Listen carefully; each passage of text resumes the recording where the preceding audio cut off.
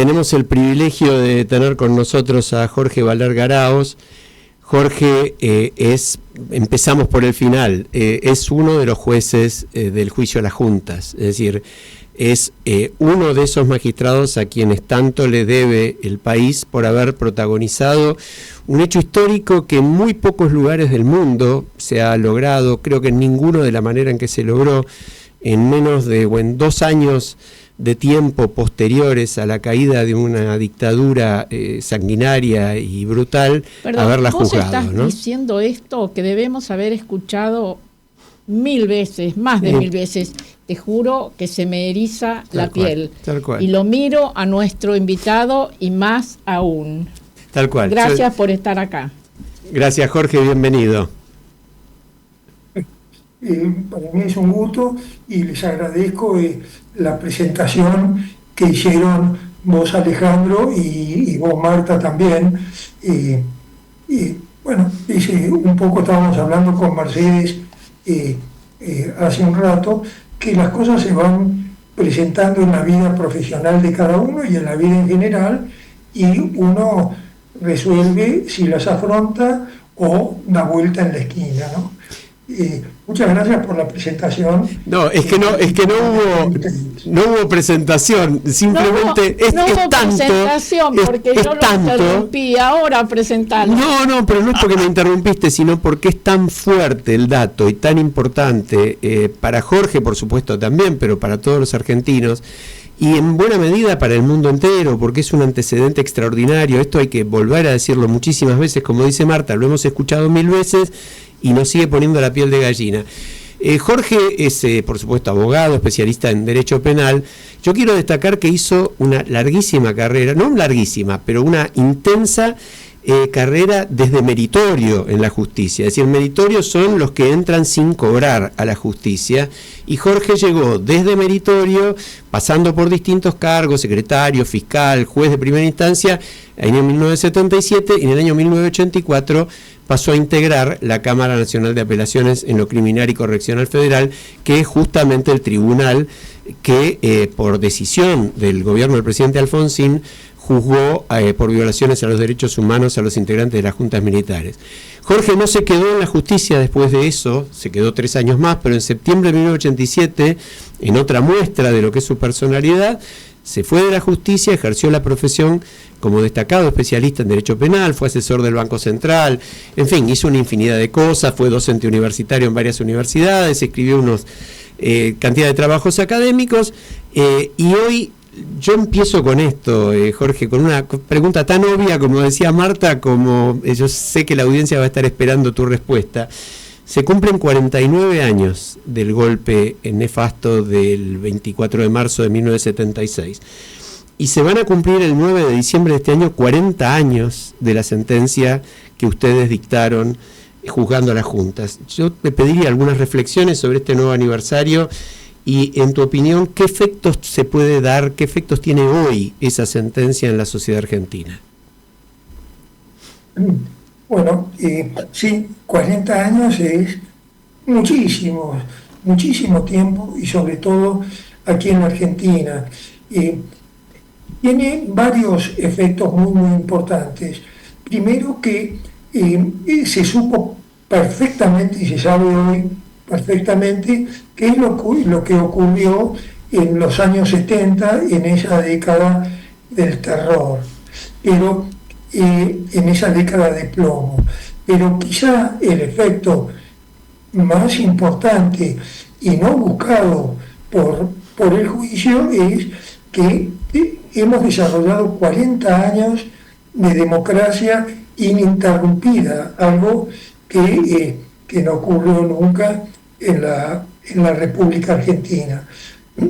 Por otro lado, también es importante tener en cuenta que afianzó el sentimiento de justicia en la población argentina, que con la cantidad de atrocidades que se demostraron, que la CONADEP fue probando en el periodo previo al juicio, hizo nacer la necesidad de que esos hechos fueran investigados judicialmente y juzgados sus autores, ¿no?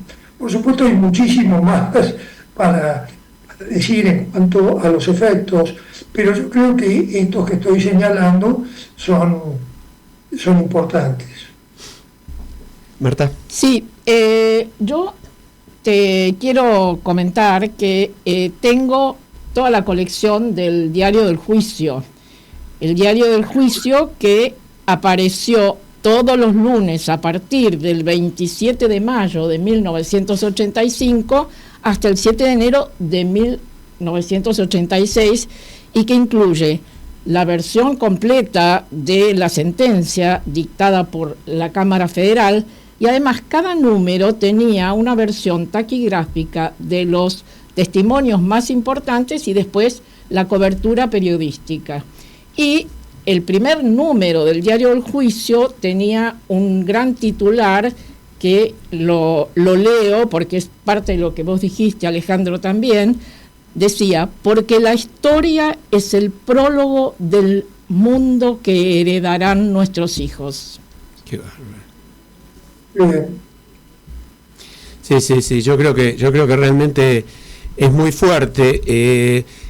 Hoy hay una situación como distinta en la Argentina, Jorge, respecto no de la mirada hacia el pasado, me parece a mí estrictamente en cuanto a lo importante que ha sido juzgar a los crímenes de lesa humanidad, pero sí quizás un cuestionamiento sobre la forma en que ese tema se trató en los últimos años. Yo quiero que vos le recuerdes a los que nos escuchan cómo fue juzgar en aquel momento. Me refiero a, ¿fue simplemente así de sencillo? ¿Llamaron a los jueces y dijeron juzguen los crímenes? ¿Estaban todas las posibilidades abiertas?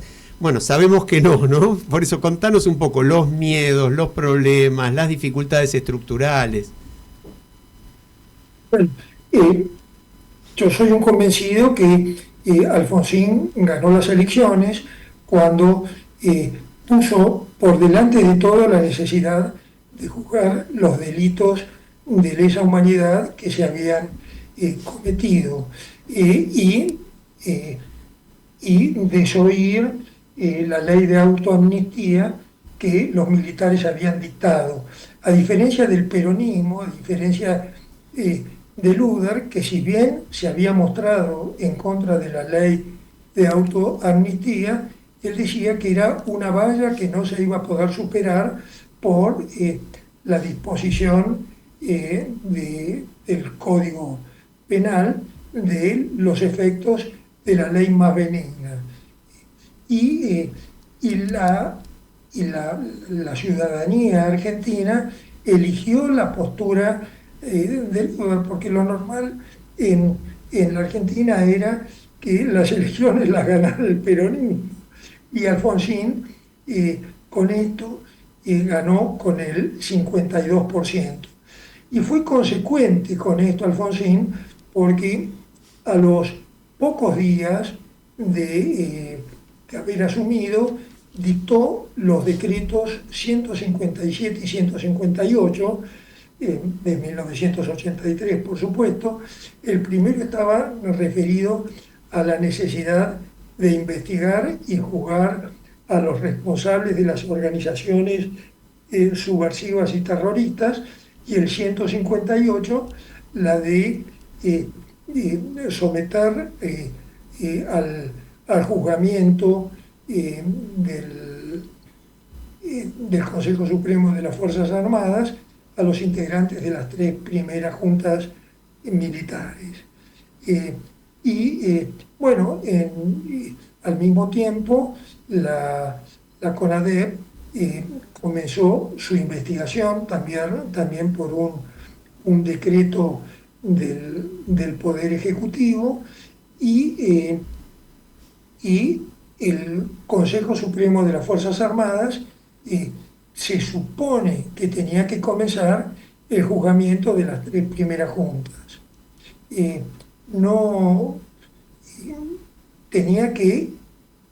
Hubo en ese tiempo la reforma del Código de Justicia Militar, y esa ley de reforma, en su artículo 10, establecía que ese juzgamiento a las cúpulas militares, y al mismo tiempo que eso se tenía que llevar a cabo en 6 meses.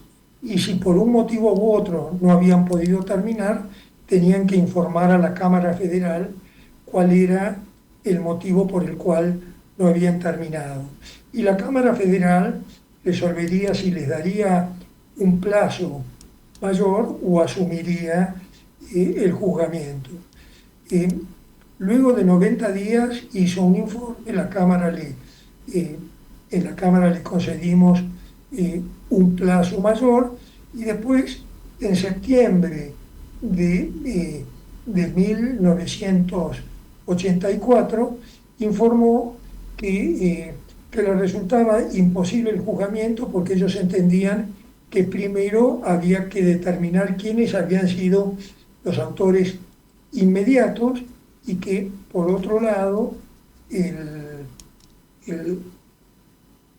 la lucha contra la subversión, la actividad militar, había sido llevada a cabo sobre la base de órdenes que eran incuestionables en cuanto a su contenido y forma.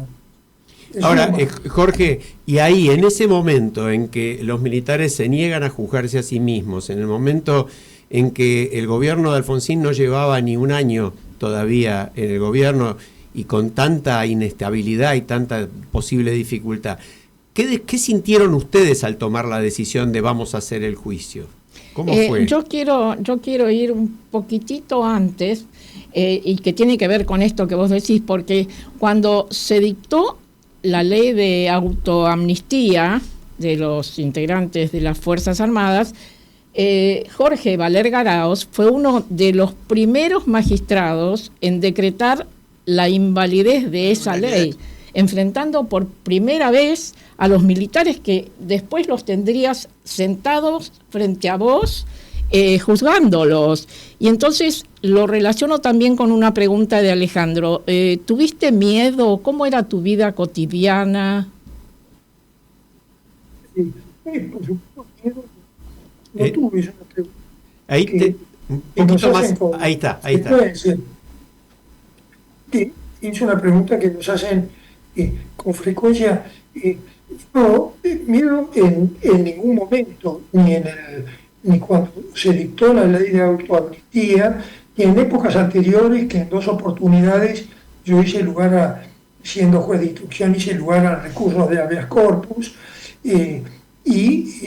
que fueron confirmados por la Cámara y después revocados en la Corte Suprema de aquellos años, y uno cumplía con su misión, y cumplía con su cargo y con sus obligaciones. La realidad es que no tuve miedo en ningún momento, y después en el desarrollo de mi rol de juez de Cámara, estaba tan bien acompañado con mis otros 5 colegas que no tuve ninguna inquietud de tipo personal al respecto. Y mi vida, que fue parte de tu pregunta, Marta, mi vida se desarrolló con toda normalidad. Tenía mis 4 hijos muy chicos, y yo creo que los seguía llevando al colegio. Y no. Ahora, Jorge, al respecto. Pero hay algunos indicadores de que el ambiente no era facilitador de lo que estaba sucediendo, y hay datos concretos de que tuvieron que sacar del país en secreto las grabaciones del juicio. ¿Eso cómo fue? ¿En qué circunstancias tomaron esa decisión y por qué? La verdad voy un poquito antes durante el juicio, y después, por supuesto, voy a la actividad posterior, esa que llevamos a Noruega, las copias del juicio. Pero yo creo que el propio gobierno se empezó a asustar cuando vio el trabajo serio que se estaba haciendo en la Cámara Federal. Y ellos se imaginaron que a lo mejor el juicio que nosotros estábamos encarando iba a ser una cosa mucho más liviana. Incluso hubieron algunos funcionarios que vinieron a vernos a la Cámara, como tratando de hacer una especie de negociación que si el juicio público no se llevaba a cabo, si los excomandantes hacían una confesión lisa y llana y abierta. Por supuesto que nosotros no aceptamos de ninguna manera. Y después había una creencia generalizada que el juicio no se iba a poder llevar a cabo. Hay un cuento que yo siempre hago porque lo viví personalmente, que es que José Severo Caballero, uno de los integrantes de la Corte, que yo tenía una excelente relación de muchos años antes, por temas de doctrina y de cátedra. Él en un almuerzo en la casa de un gran jurista, y que habían otros abogados muy importantes, él me dijo que él ya estaba en pleno desarrollo del juicio, que no íbamos a poder terminarlo porque siempre él tenía mucha experiencia por Córdoba en los juicios orales, cosas que nosotros no teníamos. Decía, siempre se va a plantear una nulidad, una excepción, que les va a ser imposible llegar a la sentencia. Y una de las cosas que teníamos presente los 6 jueces era que tenía que ser nuestro juicio tenía que ser algo muy, muy rápido y en un corto tiempo, en el menor plazo posible, para evitar presiones o planteos que nos pudieran llegar a comprometer en ese desarrollo del juicio. Nosotros eso lo teníamos muy presente y los planteos que se hacían los resolvíamos rapidísimamente. Se hacían planteos ante la Corte y la Corte respondió fantásticamente, porque también en muy corto plazo dictaba sus sentencias a esos planteos. Y después, con eso que comentaba Mercedes, eso fue después, cuando ya había terminado el juicio, que había algún temor que las copias del juicio que estaban en un pasillo de tribunales pudieran desaparecer. Entonces hablamos con un jurista internacional y amigo de todos nosotros, Bernardo Weiderman, y él consiguió interesar a la Corte. Él consiguió interesar a la Corte Suprema de Noruega y aceptó tener una copia completa del juicio en sus archivos, en el lugar donde estaba también la copia de la Constitución de Noruega. Y así lo llevamos las copias, no sabíamos si iban a ser retenidas por la aduana argentina, si iba a ser retenida al llegar a Noruega, aunque ahí estábamos más seguros que no iba a pasar, por lo que estábamos acompañados por la Corte de Noruega. Fuimos nosotros con nuestras mujeres y eran 100 y pico de cassettes, y los llevamos entre nuestras ropas y entre nuestras valijas. Y están allí y lo conserva y se conservan en Noruega. Por supuesto, después pasó mucha agua bajo el puente y ahora la, la Universidad de Salamanca, a su costo, depuró esas copias y hay y ya no hay ningún peligro de ese tipo, ¿no? De que se pierda un eso. poco por las ramas, pero... No, pero es una historia muy interesante, muy interesante. Jorge, hay una pregunta que nos planteamos todos y que obviamente ustedes solamente la pueden responder. ¿Qué sentían sentados en el estrado, cumpliendo ese rol, que además vos dejás muy claro que lo cumplieron con el mayor respeto por el derecho de defensa, con el mayor respeto por la democracia, con el mayor respeto por los derechos de esos delincuentes que habían cometido tantos delitos de lesa humanidad tan espantosos? ¿Qué sentían al escuchar los relatos? Bueno, el efecto de escuchar los testimonios fue tremendo. Yo creo que ninguno de los 6 jueces, ni el fiscal Julio Estrayera, fuimos los mismos después de escuchar esas atrocidades. Porque la realidad es que ya nos fuimos enterando a través del informe de la CONADEP, pero después escuchar en vivo todas esas atrocidades, las madres que denunciaban los secuestros y desapariciones de los hijos, las víctimas, una enfermera del hospital Posadas que relataba y mostró cómo le habían quemado el pecho con un soplete para que hiciera confesiones de cosas que ella decía que no sabía, y todo eso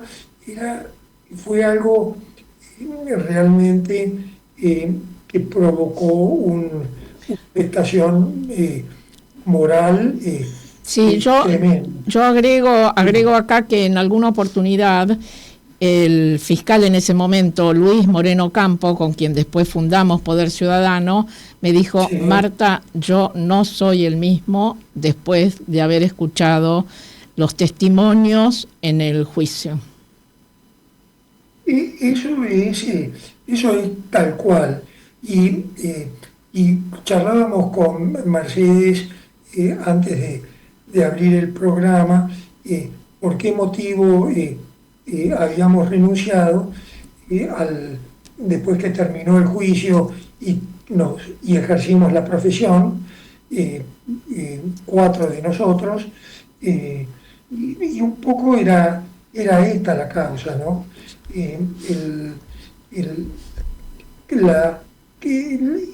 La afectación que habíamos tenido cada uno de nosotros después de escuchar todo esto. Una pregunta ya, el tiempo se nos está acabando, ¿no? Pero tu opinión, ya la has expresado en algunos medios, pero para que la audiencia otra vez lo escuche, tu opinión sobre la película 1985. Sí, yo iba a hacer la misma. Sí. Yo también quería lo mismo. Genial, Marta. La hicimos los tres. Los tres con vos, vale. Pero la opinión entre nosotros fue distinta. Desde Guillermo Ledesma, que expresó haber estado absolutamente en contra, a otras opiniones. La mía, yo creo que fue de un gran valor la película 1985. Primero que tuvo su cuota de ficción, y eso hay que permitírselo al director, pero tuvo algo muy, muy importante que provocó una respuesta tremenda en la juventud. La juventud se interesó, pero muchísimo, doy en fe, el juicio a los comandantes, y pasó algo notable. Yo creo que Luis Moreno Campo fue un impulsor de la película y fogoneó la realización, y hasta tengo entendido que pudo haber ayudado económicamente a su realización, cosa que es muy, muy importante. Y él destacó la labor de los fiscales, sobre todo la labor de Julio Estracera. Y la gente joven se interesó muchísimo por la actividad de los jueces y más que por la actividad de los fiscales. Y yo lo vi, esta película la veo con un valor muy, muy importante. Por supuesto, pudo haber destacado un poco más a Raúl Alfonsín, pudo haber puesto en su justo lugar el discurso o una exposición que hizo por televisión quien era ministro del Interior, Antonio Trócoli, pero tuvo su aspecto positivísimo, que es el que yo destaco. Jorge Valerga Araoz, realmente te agradecemos muchísimo tu participación, tu presencia en el programa. Ha sido un lujo para nosotros, justamente en esta fecha además, poder hablar, poder tener en la cara de nuestros oyentes, gracias a esta cosa audiovisual de estos tiempos, a uno de los, yo diría, grandes patriotas de la Argentina que ha contribuido a esa sentencia que nos enorgullece. Muchísimas gracias. Gracias. Gracias. Gracias.